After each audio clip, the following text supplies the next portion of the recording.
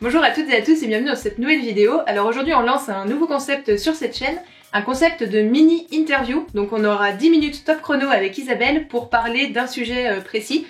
On s'est mis d'accord avant sur le sujet bien évidemment. Donc c'est un format que j'espère vous pourrez trouver intéressant, un petit peu inspiré par tout ce qui est podcast et ce genre de choses, mais du coup dans un format donc beaucoup plus court avec 10 minutes et donc on va aborder un seul point bien évidemment. En 10 minutes, on va pas avoir le temps de tout vous présenter qui est Isabelle, ce qu'elle fait, pourquoi, comment, etc. Donc on a décidé aujourd'hui d'aborder le thème de comment oser se lancer, comment franchir le cap, le déclic en fait pour son lancement.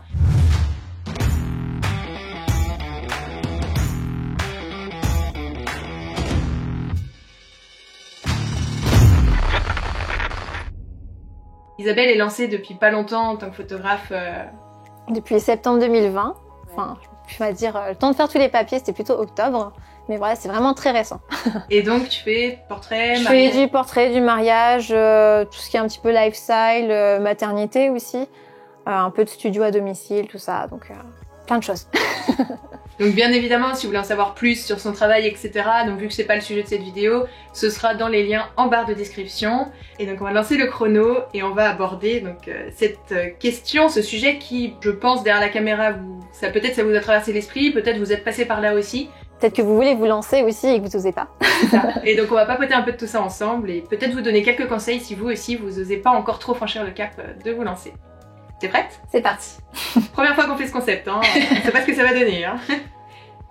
Hop, c'est parti. Donc, alors, comment ton lancement.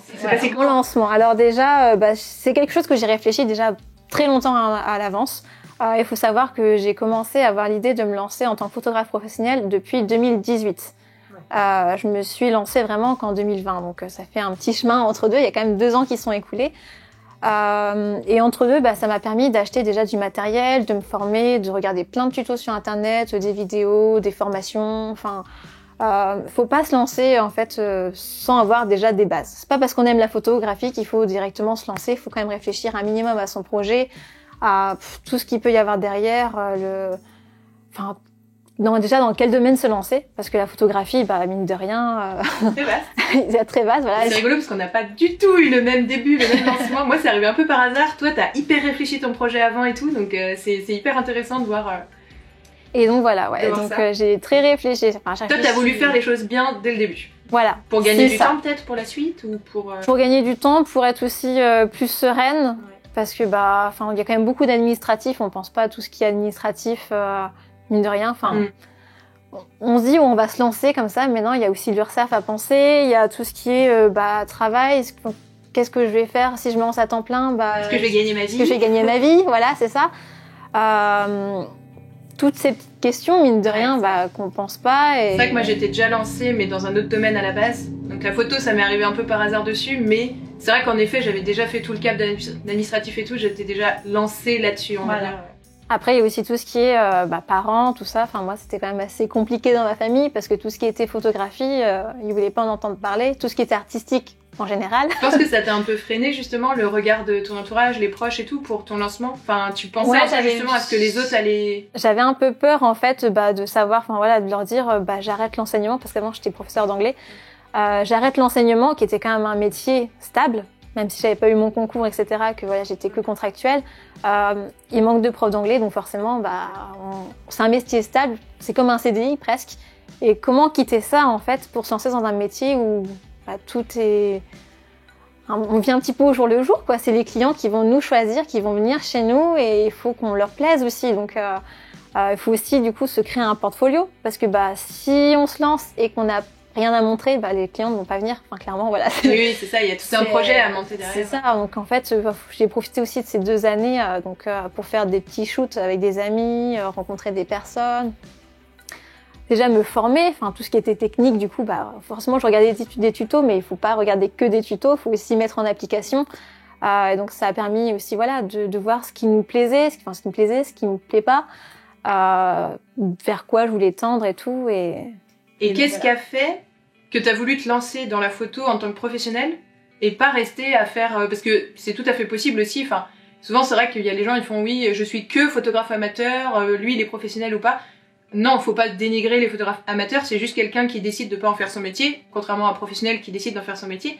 Mais du coup, justement, comment Enfin, pourquoi t'as décidé de pas garder ça en loisir et de te dire je veux en faire mon métier, je veux me lancer, je veux passer pro là-dedans, je veux gagner ma vie avec ça. Voilà. Parce que moi en fait j'étais prof du coup, mais c'était un métier qui me plaisait de moins en moins.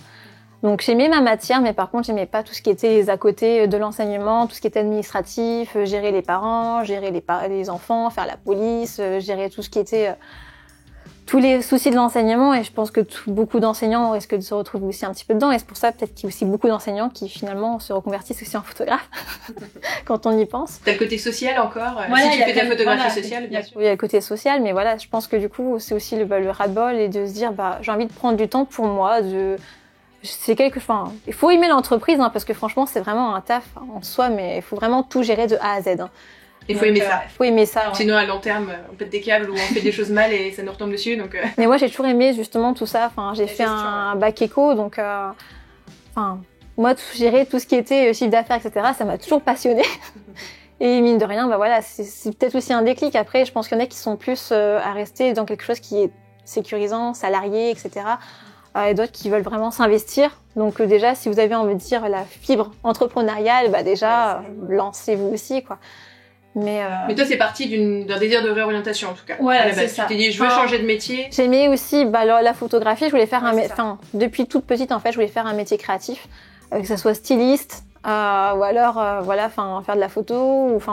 Je suis passée par plein d'idées en tête. Mais finalement, après avoir fait du cosplay et tout ça, et que j'ai commencé à faire des photos aussi pour mes cosplays et tout, je me suis dit, en fait, j'aime bien faire la retouche, j'aime bien faire tout ce qui est photo. Et mine de rien, après, je préfère aussi passer derrière l'objectif que devant. Donc, je veux me réorienter, j'aime la photo, du coup, je vais devenir photographe. C'est ça. Voilà, pour résumer un petit peu. Et je veux avoir mon entreprise.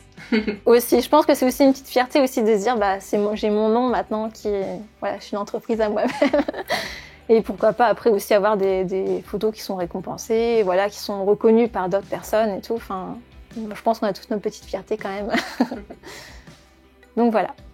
Et qu'est-ce que du coup, donc on a encore 4 minutes, donc c'est bien, franchement on a eu le temps, on s'est dit on va parler trop vite et tout, on va avoir trop de trucs à raconter, mais ça va, finalement 10 minutes on a de quoi dire. On a bien raison. Qu'est-ce que du coup tu conseillerais à quelqu'un aujourd'hui qui est là, parce que donc toi, le déclic, t'as toujours plus ou moins su que tu voulais bosser dans un truc créatif, t'aimais bien la photo, à côté de ton boulot, t'en avais marre, tu t'es dit faut que je fasse autre chose parce que je vois bien que ça me correspond pas. Et comme en parallèle, je me suis formée, on va dire, à la photo en parallèle avec tout ce qui était en parallèle. Déclic, ton déclic, entre guillemets, en fait, c'était pas vraiment genre un déclic, c'est plus, ça s'est bien goupillé, le fait que t'aies toujours pensé à ça, là ça te plaisait plus, du coup, autant aller vers ce que je veux maintenant, je vais me former, je vais me lancer. Au final, ça a plus été genre une prolongation naturelle, entre guillemets, de ce que t'as toujours eu envie. On peut dire ça aussi. Après, l'avantage de l'enseignement, c'est que, comme on est en année scolaire, on se dit, on a le choix aussi de pas reprendre, on va dire, pour la rentrée prochaine, quoi. Du coup, moi, comme j'étais en CDD, du coup, à chaque fois, on a un petit rendez-vous avec le chef d'établissement à fin d'année, et du coup, je lui ai dit, non, j'ai envie d'arrêter, parce que voilà. Là, ça s'arrête naturellement, je pars sur autre chose à la rentrée, quoi. C'est ça. Il n'y a pas de dire, je démissionne, ni tout ça. C'est une fin de rupture. Voilà, c'est une fin de rupture, on va dire, conventionnelle, quoi. Du coup, et ça permet aussi, du coup, à la suite, d'avoir droit au chômage. Qui est pas négligeable non plus. Ça aide au lancement d'avoir un minimum. Ouais, c'est ça. J'allais dire, au moins, ça t'a compensé ta peur de pas savoir si je gagne pas dès le début, qu'est-ce que je vais faire. Ça, c'est une peur que beaucoup... Et je pense, après, il faut voir avec votre employeur, si vous êtes employé et tout ça, mais en gros, je pense que si vous arrivez à avoir une rupture conventionnelle et avoir des droits au chômage, ça peut aider. Voilà, moi, du coup, ça me permet d'avoir 2 ans de chômage devant moi et de me dire, ces années-là... J'ai 2 ans pour lancer ma boîte. C'est ça. Et sachant que je me suis lancée dans une année Covid... C'est pas de chance. Voilà. Après, c'était désiré aussi. C'était, je voulais passer comme ça. Et je me suis dit, c'est peut-être aussi le moment de se lancer parce que, après, tout le monde va vouloir refaire des photos. Les photographes de mariage, ils ont tout décalé en 2021, voire maintenant en 2022. On savait pas encore 2021, tout ça, mais je m'étais dit, ceux qui cherchent des mariages et qui sont déjà remplis, ouais, c'est vrai, ça permet aussi, du coup, de récupérer un petit peu ce qui reste. Forcément, mais bon... ouais, mais c'est vrai qu'au final, il y a plein de gens qui disent, mais se lancer à une année Covid, c'est suicidaire. Mais en fait, oui et non, c'est vrai qu'il y a toujours moyen, au final, de... On sait jamais, il y a tellement de choses à mettre en place, tellement d'opportunités. J'ai quand même des demandes de mariage pour 2021, mine de rien, donc c'est pas... Voilà. Je vais dire, ça y est, on a perdu tout le temps qu'on avait d'avance. Oh là là, 1 minute 47, t'es dernier, regarde, ça va te mettre l'impression. Si t'avais des conseils, genre ton conseil capital ou tes conseils principaux à donner à quelqu'un qui est derrière cette caméra et qui n'ose pas franchir le cap de se dire se lancer, qu'est-ce que tu lui conseilles? Si vous êtes prêt, franchement, à vous lancer, que vous êtes formé, si vous vous sentez bien formé et que vous avez tout le matériel, on va dire, basique pour commencer, lancez-vous, quoi. Il n'y a pas d'autre choix, quoi. Enfin, à un moment, faut tout casser et puis il faut se lancer. Et alors, tu as abordé la chose d'une façon très intéressante, qui est le côté, genre, préparez-vous bien quand même avant, pour éviter de vous planter, d'avoir des mauvaises surprises et tout. Mais justement, qu'est-ce que tu pourrais dire à des gens qui seraient trop dans les préparatifs justement et qui oseraient jamais se lancer? Genre ils ont tout, ils ont un book, ils ont shooté pendant des années avec des modèles en collab et tout machin, mais ils ont toujours ce frein de se dire ouais mais j'ose pas me lancer alors que j'en ai envie. Si c'est pas parfait, c'est pas grave. À un moment donné, si vous savez que c'est presque parfait, c'est bon, on se lance et puis c'est bon, après vous continuerez par la suite. Il y aura toujours moyen d'apprendre. C'est ça, de toute façon, moi. Tant qu'on se lance pas, on peut. C'était pas parfait non plus, hein. Il y a des trucs qu'on peut pas apprendre tant qu'on n'est pas lancé, je pense aussi. C'est ça. Ouais. Enfin, on a beau se former et tout, à un moment donné, faut, comme tu disais tout à l'heure, faut aussi shooter sur le terrain. Ouais. On a beau regarder des formations, faut aussi à un moment donné aller sur le terrain pour faire les photos. C'est pareil avec le côté entrepreneuriat aussi. Tant que t'as pas un vrai client sous le nez. Puis créer son entreprise, ça prend un petit peu de temps aussi quand même. Tous les papiers administratifs, on peut bien compter un petit mois.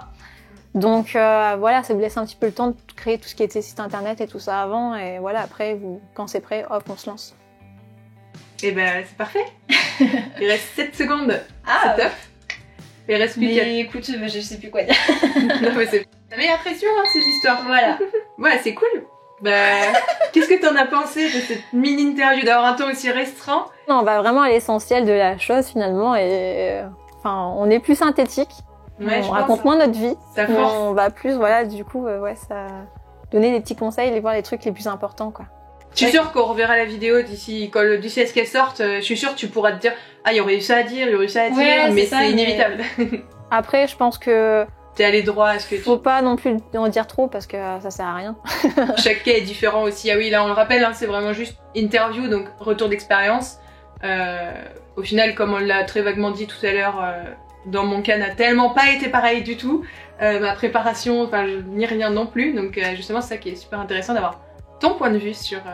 Oui, je pense que de toute façon, tout le monde est différent. Et c'est pas parce qu'un tel s'est lancé comme ça que vous pourrez pas vous lancer parce que vous faites pas forcément partie du même scénario, quoi. On a tous des scénarios différents, on a tous des vies différentes. Et à un moment, faut se lancer, quoi. Sujet passionnant tout ça encore. On a encore plein de choses à dire. C'est ça. On continuera en off caméra du coup nous. Merci en tout cas à toutes et à tous d'avoir suivi cette vidéo jusque là. J'espère que ça vous aura plu. N'hésitez pas à nous dire en commentaire des idées en fait de thèmes de mini-interviews comme ça que vous aimeriez bien que j'aborde, soit avec Isabelle sur une prochaine fois, soit avec d'autres collègues avec grand plaisir. Un grand merci à toi d'avoir bien voulu participer à ce premier format de la sorte. Merci à toi et à Chris de m'avoir invité aussi. Isabelle qui a sa chaîne YouTube aussi d'ailleurs, on mettra les liens en description. Elle a pas que un Insta, un Facebook, elle a aussi un YouTube donc... Faut que je l'alimente un peu plus, mais après moi j'ai plus envie d'orienter ma chaîne YouTube aussi sur tout ce qui est un petit peu lancement d'entreprise et tout. Mais justement, du coup parfait avec... si vous voulez aller plus loin que ce qu'on a dit là sur son point de vue sur tout ça, sur sa chaîne il y a déjà quelques petites vidéos où elle parle un peu de son lancement, justement son parcours et le pourquoi du comment. Donc... Voilà. En plus détaillé. C'est ça. Donc comme d'habitude, n'hésitez pas à aller vous abonner à ses réseaux sociaux, à aller découvrir son travail, etc. Vous pouvez aussi bien évidemment découvrir nos réseaux sociaux si vous les connaissez pas encore et vous abonner si ce n'est pas encore fait. Et mettre des pouces. Ça soutient énormément notre chaîne. Et puis il ne reste plus qu'à vous dire à bientôt. Et bonne photo à toutes et à tous. Ah, tu l'as bien fait du coup, c'est nickel. Merci encore à tous. J'ai un truc, oui. C'est à elle de faire. Ah oui, c'est vrai, on a dit quand on a des invités, ceux qui finissent la vidéo. D'accord. On t'avait pas prévenu, mais. Abonnez-vous. Faut quand même dire. Mettez des likes. Donc bonne photo. Et... T'as vu, c'est pas facile, hein. Bonne photo et à bientôt à toutes et à tous.